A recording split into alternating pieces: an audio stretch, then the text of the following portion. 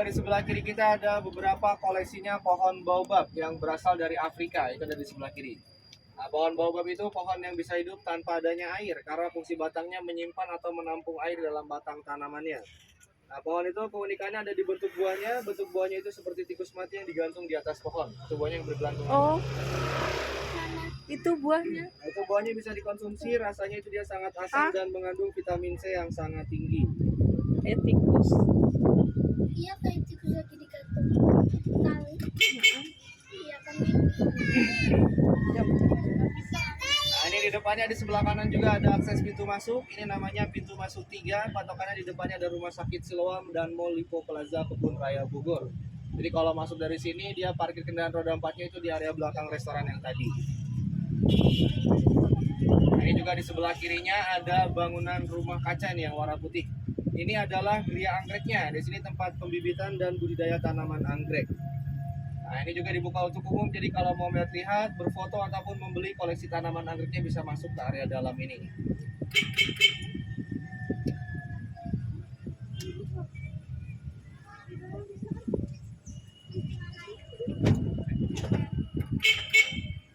Nah, ini juga ada laboratorium penelitian kultur jaringan tanaman anggreknya, dan yang besar ini adalah geria anggrek yang baru nih, sebelah kiri kita. Ini yang biasa dipakai buat foto-foto di area dalamnya.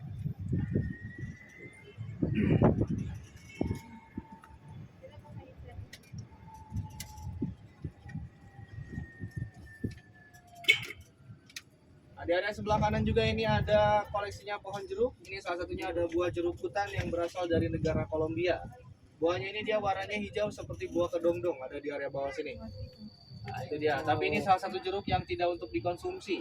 Dia rasanya sangat pahit dan juga mengandung racun untuk binatang. Jeruk itu hanya digunakan untuk pembuatannya aromaterapi atau bahan baku minyak wangi. Dan ini di area sebelah kirinya juga ada areanya tanaman-tanaman obat. Nah, di sini ada temulawak, ada jahe-jahean, daun mint, daun sirih, ada kumis kucing, dan masih banyak lagi koleksi tanaman obat lainnya ada di area sebelah kiri.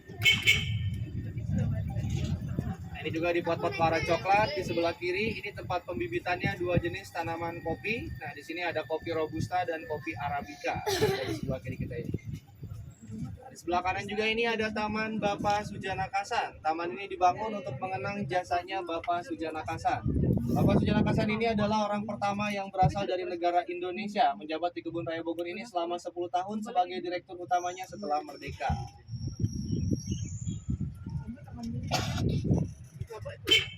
Dan ini juga di sebelah kirinya ada areanya pembibitan tanaman-tanaman langka di sini. Itu di depannya juga ada pohon beringin. Nah, pohon beringin ini salah satu pohon yang ditanam oleh Bapak Soekarno pada tahun 1964. Ini pohon yang ada di sebelah kanan kita ini.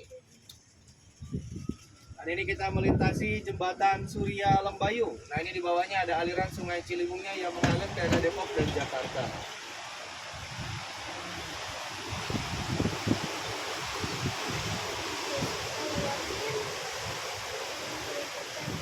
Di depannya ada koleksinya pohon meranti, ada di sebelah kanan. Pohon meranti itu kayaknya yang digunakan untuk pembuatannya furnitur atau mebel, ada di sebelah kanan kita ini.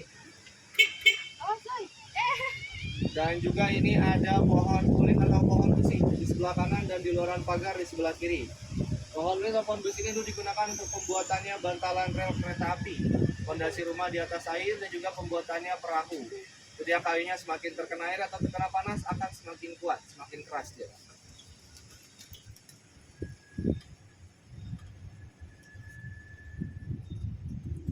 Dan ini di depannya ada pohon jodohnya. Ini disebut pohon jodoh karena pohon ini dia tumbuhnya berdampingan dengan 2 jenis pohon yang berbeda dan jarak pohonnya dia sangat dekat. Di sebelah kiri adalah pohon meranti tembaga, di sebelah kanannya adalah pohon beringin putih. Pohon ini ditanam pada tahun 1866, usianya 158 tahun. Nah, mitosnya katanya kalau berfoto di sini dengan pasangannya mereka akan berjodoh.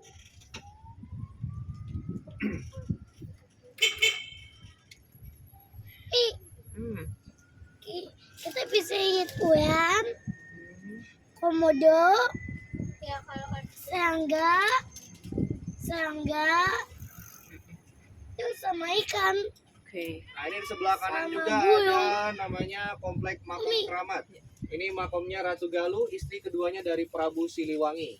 Ada juga Makom Bajepra sebagai panglima perangnya. Mbah Baul sebagai senopati dan Selena Galuh Pangkuan adalah anaknya Ratu Galuh. Jadi makom ini sudah ada lebih dulu sebelum ada kebun raya dan istana Bogor. Itu kurang lebihnya ditemukan pada abad ke-15-an makomnya itu. Nah, di sebelah kiri itu di ujung sana ada jembatan gantung merah atau disebut juga dengan Oh, iya. jembatan putus cinta. Iya, nih jembatan merah Itu yang ini. memiliki mitos katanya kalau Katanya pasangan lewat jembatan itu sesudahnya putus. akan putus.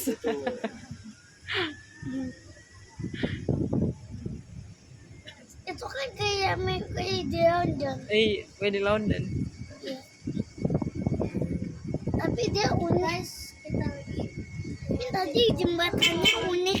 Nah, ini di sebelah kanannya juga ada pohon kenari babi. Ini disebut pohon kenari babi karena dulu tuh di sela-sela akar pohonnya ini menjadi rumah atau tempat bersembunyinya babi hutan. Ini usia pohonnya sudah mencapai 169 tahun. Ditanamnya pada tahun 1855 pohonnya. Dan di sebelah kanan juga itu di ujung sana ada pelang warna hijau. Nah, di situ lokasi bermekarnya bunga bangkai, namanya itu Amorphopaus titanum pada tahun 2020. Pada saat ini bunganya belum bermekar karena siklus pertumbuhannya 4-5 tahun dan berkemungkinan bunganya akan bermekar di tahun ini ataupun di tahun berikutnya.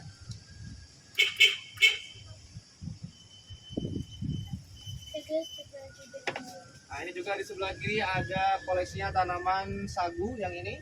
Tanaman sagu ini berasal dari daerah Maluku, bahan baku untuk pembuatannya makanan papeda. Nah, di sebelahnya juga ada kelapa sawit. Kelapa sawit di sini sebagai sejarah karena perkebunan kelapa sawit pertama di Indonesia dulu di sini di Kebun Raya Bogor. Asal kelapa sawitnya dulu dari Afrika sebanyak 4 biji pada tahun 1848 dibibitnya di sini pertama kali. Nah, ini kita sudah kembali lagi ke jalan utama yang tadi. Sekarang kita akan berpindah berkeliling ke area atas untuk melihat tampak belakangnya Istana Bogor atau Istana Presiden.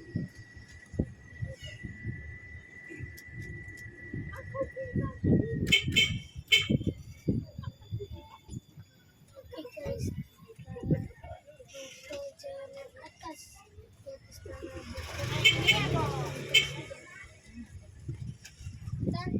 dan jalan kita lagi jalan mau ke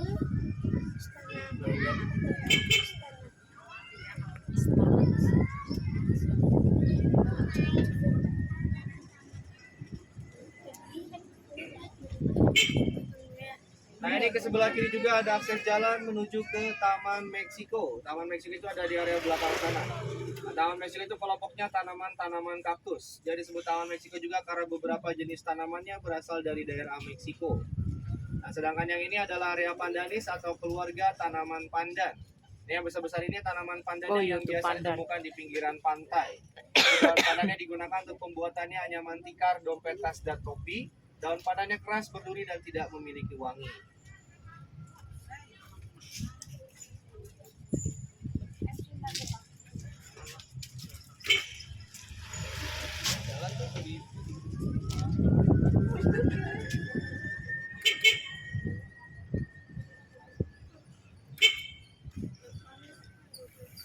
di sini ada hewan-hewan nggak? Lewat aja, Wak. Nah, ini di sebelah kirinya itu di atasnya ada pohon raja atau kompasia. Itu salah satu jenis pohon yang paling tinggi dari pohon-pohon yang lain. Ketinggian pohonnya bisa mencapai 80 sampai dengan 90 meter. Di sini pohonnya tumbuhnya kurang lebih baru 40 meteran, usia pohonnya itu 109 tahun. Nah, di sebelah kanan juga ini ada monumen Lady Olivia Raffles. Ini adalah monumen istrinya dari Thomas Tebbot Raffles dulu. Nah, Raffles membangun monumen ini untuk mengenang istrinya karena meninggal dunia di Kebun Raya Bogor ini terkena wabah malaria. Nah, di depannya di sebelah kirinya ada Olive Store. Ini pusatnya souvenir dan merchandise Kebun Raya Bogor. Di sebelah kanan ini juga ada kafe namanya Secret Garden yang ini.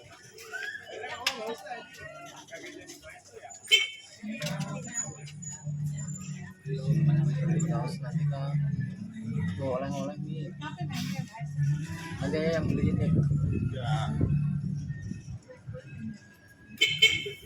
Yang gue beliin deh. Ada yang beliin. Bukan punya uangnya enggak? Enggak. Itu kalau enggak. Nah, ini di sebelah kirinya ada Laboratorium Treup. Ini laboratorium tertua se-Indonesia. Dari zaman Belanda hingga sekarang masih digunakan atau masih beroperasi. Ini pertama kali digunakannya oleh Dr. Melchior dan Profesor Teisman untuk meneliti obat malaria yang ditemukan berasal dari tanaman kina dulu di sini. Dan ke sebelah kiri juga ini ada akses jalan menuju ke Museum Zoologi ada di belakang. Itu isinya hewan-hewan langka yang diawetkan dalam keadaan utuh dan juga memiliki kerangka fosil ikan paus biru. Itu ada di belakang sana. Ini juga di sebelah kirinya ada bangunan tua peninggalan Belanda. Didirikannya pada tahun 1884. Peninggalan Sekarang Belanda. dimonumenkan sebagai